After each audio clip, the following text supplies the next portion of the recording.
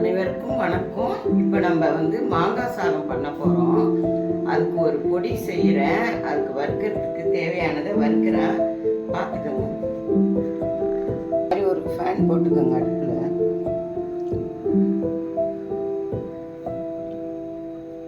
சும்மா லைட்டாக கொஞ்சமாக அந்த மிளகாய் போட போகிறேன், அதுக்காக மட்டும். அதில் 1/2 ஸ்பூன் தனியா போட்டு கொஞ்சம் நல்லா லைட்டாக வருது. 2 ஜோண்டு பட்டை. நான் 1 காப்பி இதால் 1 காப்பி சாதம் தான் வச்சுருக்கேன். அதுக்கு தகுந்த பொடி இது. அந்த 1 காப்பி சாதத்தை நல்லா குக்கரில் வச்சு இந்த மாதிரி பொலன்னு புழுங்கரிசியே தான் இது. புழுங்கரிசி சாதம் தான் அது, பச்சரிசி இல்லை. புழுங்கரிசி சாதத்தில் பண்ணிங்களாவே நல்ல டேஸ்ட்டாக இருக்கும். இதால் 1 காப்பி சாதம். அதுக்கு தேவையான பொடி இது.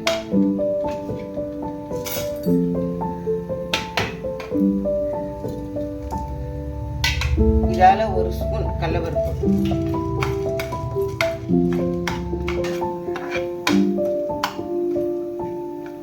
மிளகாய் கூட நம்ம எடுத்துடலாம், ரொம்ப கருகுது. இப்போ இந்த அளவுக்கு இந்த ஸ்டேஜில் பருப்பு இருக்கும்போது நம்ம ஜீரகம் போட்டுக்கலாம். 1/4 ஸ்பூன் ஜீரகம் வாசனைக்கு. இந்த பொடி தான் முக்கியம் மாங்காய் சாதத்துக்கு. அதுக்காக தான் நான் உங்களுக்கு எந்த ஸ்டேஜில் பொடி அந்த வறுத்து நிறுத்தணுங்கிறதுக்காக தான் நான் காமிச்சிட்ருக்கேன். இந்த ஸ்டேஜில் அப்படியே வறுத்து நிறுத்திடுங்க. அவ்வளோதான். நிறுத்திட்டு இதை மிக்சியில் நல்லா பொடியாக அரைச்சிக்கிட்டு அதுக்கப்புறம் மாங்காய் சாதம் நம்ம செய்கிறத காட்டுறேன். இப்போ நம்ம வறுத்து அந்த மாங்காய் சாதத்துக்கு வறுத்தம்ல பொடி நுணுக்கிறதுக்கு இந்த அளவுக்கு இந்த மாதிரி பொடி நுணுக்கிக்கோங்க. இந்த அளவுக்கு ரொம்ப நைஸாக இருந்தாலும் சாதத்தில் நல்லா இருக்காது. நல்லா வாசனையாக செம வாசனையாக இருக்குது. எப்படி இருக்கு பாருங்க வாசனை. இந்த மாதிரி நுணுக்கிக்குவோம். இப்போ நான் இந்த சாதம் வடித்து நம்ம இந்த மாதிரி வச்சுக்கணும், பொத்து வச்சுக்கணும். இப்படி சாஃப்டாக இருக்கணும் சாதம், ரஃப்பாக இருக்கக்கூடாது.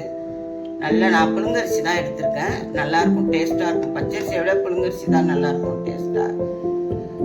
நான் 1 காப்படி இந்த படியால் 1 காப்படி சாதம் குக்கரில் தான் வச்சு எடுத்துருக்கேன்.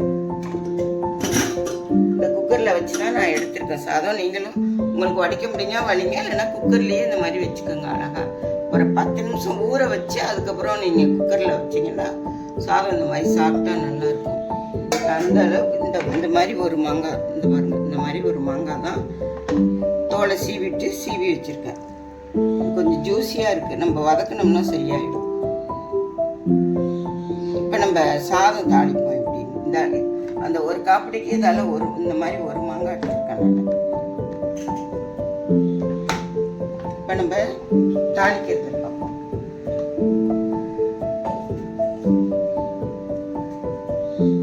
இது மாதிரி ஒரு அகலமான பாத்திரமா எடுத்துக்கோங்க. விளக்கெண்ணெய் இதெல்லாம் சேர்த்துறாது. நான் இப்போ நல்லெண்ணெய் ஊற்றுறேன்.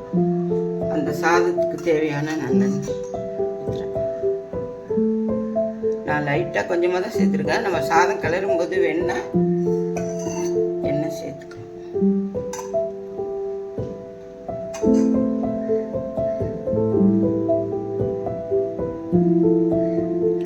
இதில் ஒரு 1/2 ஸ்பூன் கடுகு மட்டும்தான் நான் போட போகிறேன் தாளிக்கிறதுக்கு. கடுகு வெடிக்கட்டும்.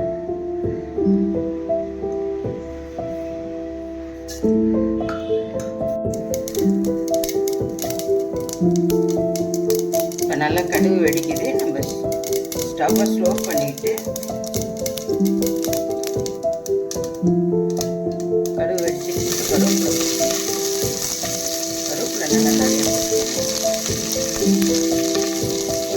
இஞ்சி இந்த மாதிரி சீவிக்கணும். தோலை சீவிட்டு இந்த மாதிரி சீவிக்கணும். கொஞ்சமாக இந்த அளவுக்கு போட்டால்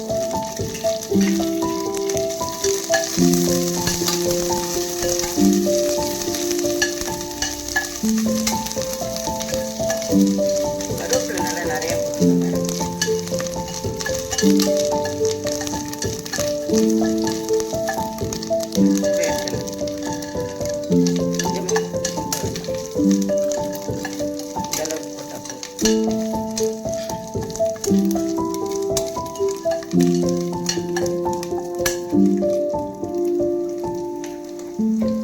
வறுத்த வேர்க்கடலை தான். இப்போ மாங்காயை நம்ம சேர்த்துடலாம்.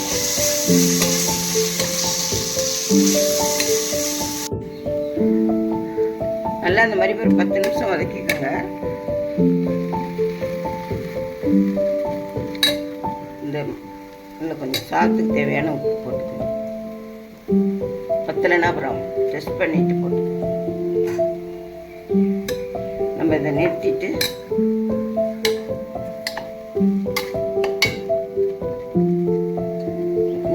இப்போ நம்ம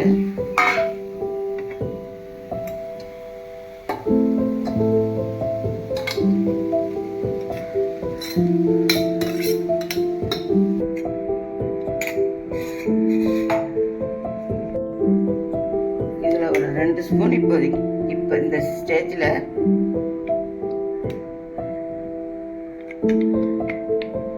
இதில் 3 ஸ்பூன் தேங்காய் துருவல் போட்டிருக்கேன். போட்டு கொஞ்சம் ஸ்டவ்வை ஆன் பண்ணிட்டு கிளறி விட்டுக்கலாம்.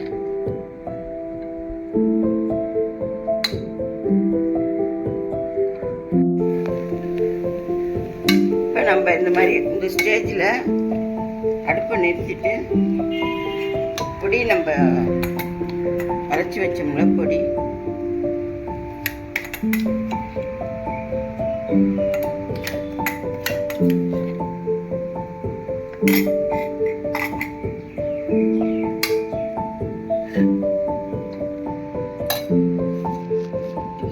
நம்ம பொறுமையாக செஞ்சாதான் சாப்பாடே நல்லா இருக்கும்.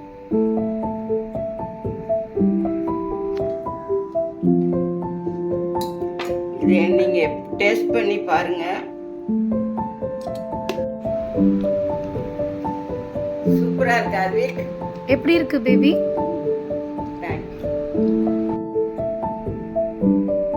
நான் ஒரு ஸ்பூன் டேஸ்ட் பார்க்குறேன்.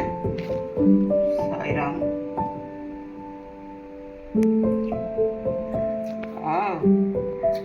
மாங்காய் சாதம் அருமைங்க. நீங்களும் இதே மாதிரி ட்ரை பண்ணி எப்படி இருக்குன்னு ட்ரை பண்ணி பார்த்து சாப்பிட்டு பார்த்து டேஸ்ட் பார்த்து எனக்கு கமெண்ட் பண்ணுங்கள், ஷேர் பண்ணுங்கள், சப்ஸ்கிரைப் பண்ணுங்கள். தேங்க்யூ, வணக்கம்.